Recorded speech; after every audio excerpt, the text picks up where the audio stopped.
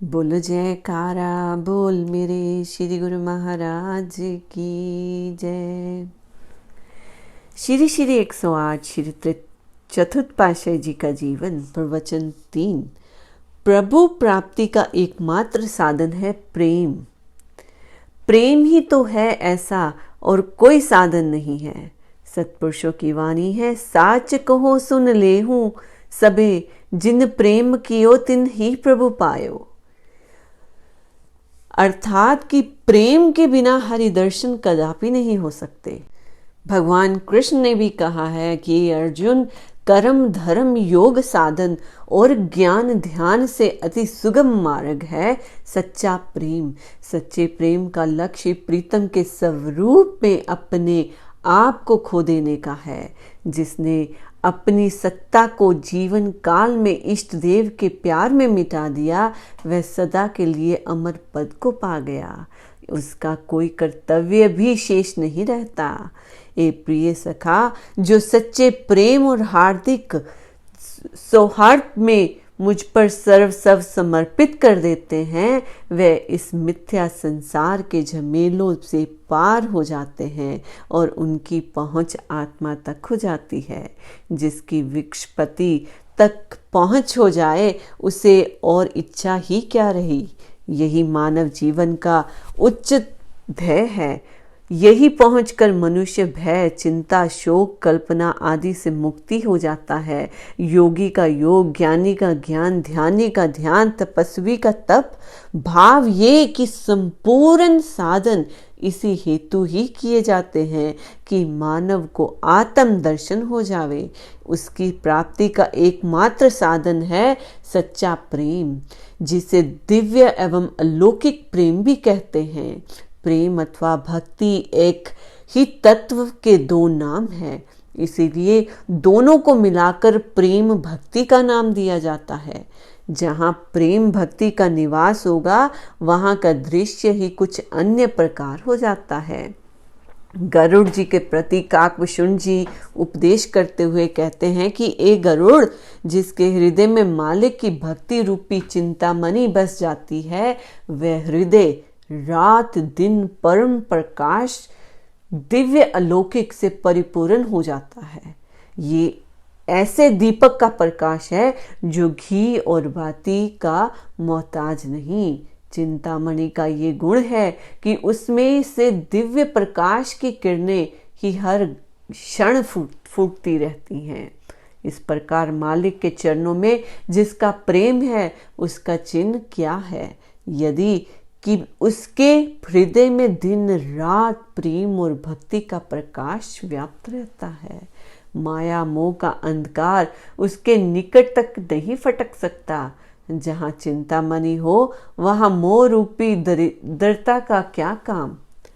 फिर इस प्रेम भक्ति रूपी प्रकाश को लोभ की वायु चाहे कितनी भी प्रबल हो, नहीं बुझा सकती, क्योंकि चिंतामणि का आलोक वायु के कारण मंद नहीं पड़ सकता।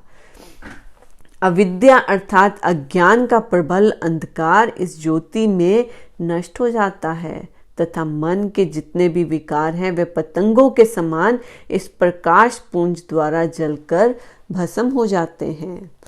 जब तक हृदय में प्रेम भक्ति रूपी अग्नि प्रज्वलित ना हो, संचित कर्मों का विनाश क्यों कर हो, तभी तक संचित कर्मों के संस्कार तथा मन के विकार आदि मनुष्य को क्लेश पहुंचाते रहते हैं, जब तक कि प्रेम भक्ति की अग्नि हृदय में प्रचंड नहीं होती।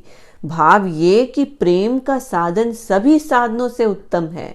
इसके द्वारा साधक का काम अति शीघ्र तथा सरलता पूर्वक बन जाता है। प्रेम मार्ग का विहंग मार्ग कहा जाता है, अर्थात ये पक्षी की भांति उड़ान का मार्ग है। प्रेम की अपेक्षा अनन्य कर्म धर्म सब धीरे हैं। जिसे बड़ी लंबी यात्रा करनी हो, वह यदि चींटी चाल से चले तो कब तक अपने लक्ष्य स्थान को प्राप्त करेगा, और यदि पक्षी की गति से उड़े तो कितनी देर लगेगी, इसका अनुमान कर सकना बहुत कठिन नहीं है।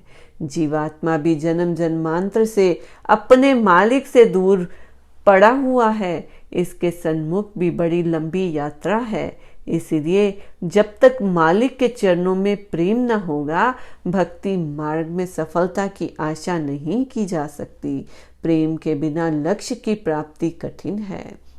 गुरुमुखो, श्री गुरु महाराज जी समझाते हैं कि प्रेम और भक्ति दोनों अलग चीज होती हैं, लेकिन जब दोनों साथ मिल जाए तो मार्ग और आसान हो जाता है। जैसे हमारे श्री गुरु महाराज जी ने प्रेमा भक्ति का मार्ग जोड़ के रखा है कि प्रेम भक्ति जब जुड़ जाती है, जहाँ पे प्रेम होता है वहाँ सब अपने आप काम होने लगते हैं। कोई भी काम जब हम करते हैं, अगर हमारे अंदर उस काम के प्रति प्यार नहीं है तो वो काम नहीं हो पाता। वो काम बहुत धीरे होता है और हमें उसमें अच्छा नहीं लगता। इसीलिए श्री गुरु महाराज जी प्रेमा भक्ति पर जोर देते हैं। जब हमारे अंदर अपने मन में अपने मालिक के प्रति प्रेम होगा तो हम भजन अभ्यास करेंगे तो वो प्रेम से मिलने की तड़प अंदर जो हमें कि हमें अपने सतगुरु से मिलना है, अपने इष्ट से मिलना है, वो तड़प प्रेम की और भक्ति जुड़ जाएगी तो मार्ग जो है बहुत ही आसान हो जाएगा। इसीलिए श्री गुरु महाराज जी प्रेमा भक्ति पर जोर देते हैं और अपना प्रेम सब पर निछावर कर रहे हैं। तो गुरुमुखो, हमारे अंदर उस प्रेम की ज्योति को जगाना है, अपने अंदर प्रेम पैदा करना है। जब हमारे अंदर प्रेम होगा तो हम सबसे प्रेम से बात करेंगे, प्रेम ही देंगे, क्योंकि जो हमारे पास होगा वो हम दूसरों को दे सकते हैं। और प्रेम ही एक वो चीज़ है जिससे सबका दिल जीता जा सकता है। तो गुरुमुखो, श्री गुरु महाराज जी ने, हजूर श्री गुरु महाराज जी ने भी अभी जल्दी ही प्रवचनों में फरमाया था कि सबसे प्रेम करना है तो अपने अंदर प्रेम जगाओ।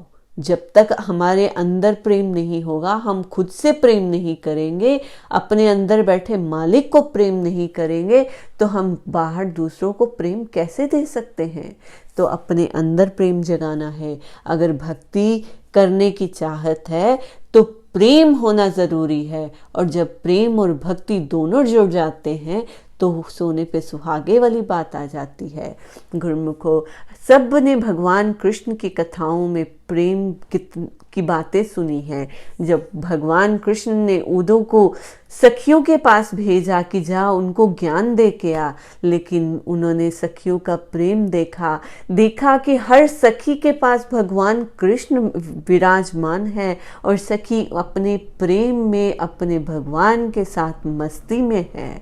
तो ये नज़ारा देखकर भगवान ने उद्धव को उसके अहंकार को मिटाने के लिए भेजा था, क्योंकि उद्धव भक्ति करता था, ज्ञान पर चलता था, लेकिन भगवान कृष्ण ने प्रेम की परिभाषा को सिखाने के लिए उद्धव को सखियों के पास भेजा।